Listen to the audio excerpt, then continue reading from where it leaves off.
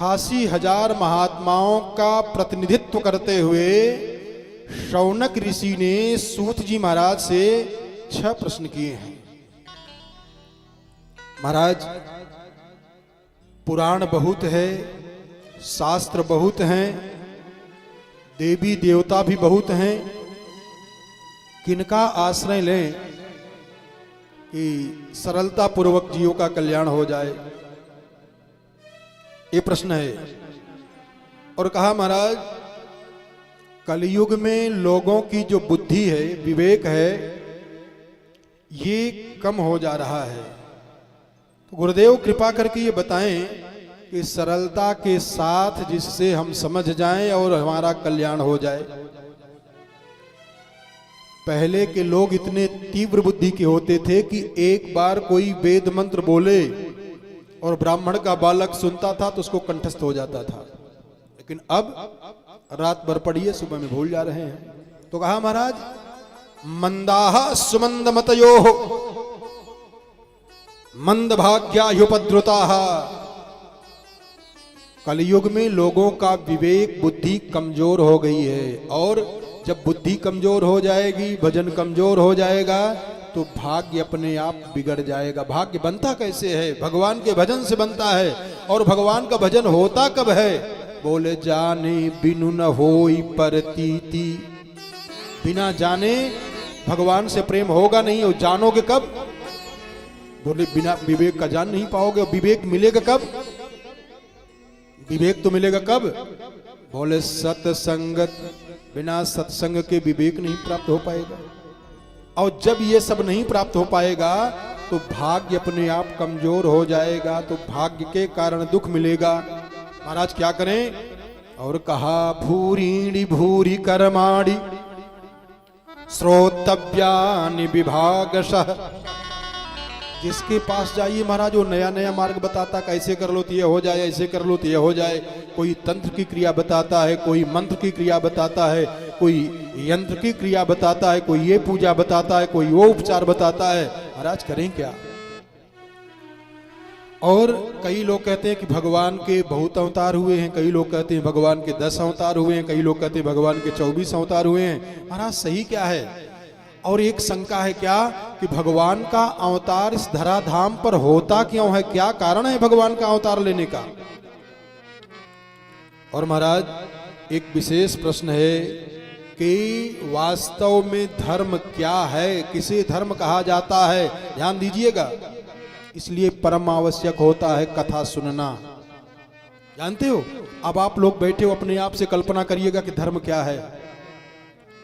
कौन सा काम किया जाए कि धार्मिक बन जाए, धर्म आ जाए। और जानते हो, यतो धर्मस ततो जयः। जहां धर्म रहता है, विजय श्री वहां अपने आप हो जाती है, कुछ करना नहीं पड़ता है।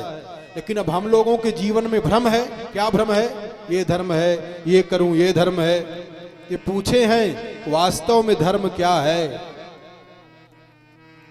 और अंतिम प्रश्न, 6वां प्रश्न है कि महाराज, भगवान जब इस धराधाम को छोड़ करके चले गए तो स्वाम काष्ठा मधुनोपेते धर्मः कम शरणं गतः। भगवान जब इस धराधाम को छोड़ करके गए तो धर्मः कम शरणं गतः। धर्म किसकी शरण में गया, धर्म कहां रहा, यह कृपा करके हमको बता दीजिए। तो सूत जी तो गदगद हो गए। वाह, बड़ा सुंदर प्रश्न किए हो। ये अच्छा प्रश्न है। इन्हीं 6 प्रश्न का उत्तर 18,000 श्लोकों में दिया जाएगा। बड़ा गूढ़ प्रश्न है। आप लोग भी थोड़ा सा ध्यान लगा करके सुनिएगा तो जीवन, वास्तव में यथार्थ जीवन जीने की शैली, जीवन जीने की कला आप जान जाएंगे। क्या? पहला यहीं से तो अद्भुत शुरू हो गया, आश्चर्य शुरू हो गया। लोग अपने गुरु जी को प्रणाम करते हैं, लेकिन सूत जी महाराज ने अपने गुरु जी के सुपुत्र सुखदेव जी महाराज को प्रणाम किया है। यम प्रजंत मनुपे तमपेत कृत्यम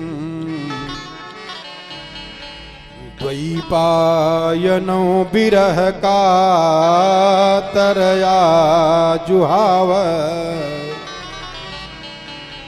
पुत्रेति तन्मयतया तरवोऽभिनेदुः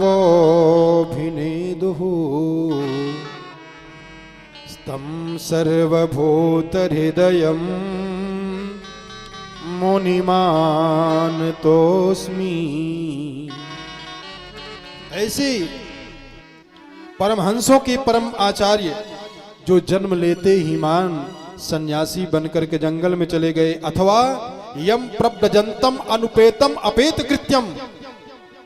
एक अर्थ यह भी होता है कि जिसका बलात् यज्ञोपवीत संस्कार करा दिया गया, गृहस्थ आश्रम में आ गए, लेकिन इसके बाद भी उनका वैराग्य मिटा नहीं।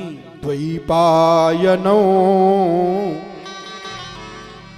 विरह कातरया जुहाव। सुखदेव जी महाराज को प्रणाम किए हैं और भागवत भगवान को प्रणाम किए हैं। ध्यान दीजिएगा कि स्वयं भागवत एक श्लोक में बड़ा सुंदर वर्णन कर दिया है। सूत जी महाराज ने कहा कि सवै पुंसाम परो धर्मो। धर्म क्या है? कहा यतो भक्तिरधोक्षजे।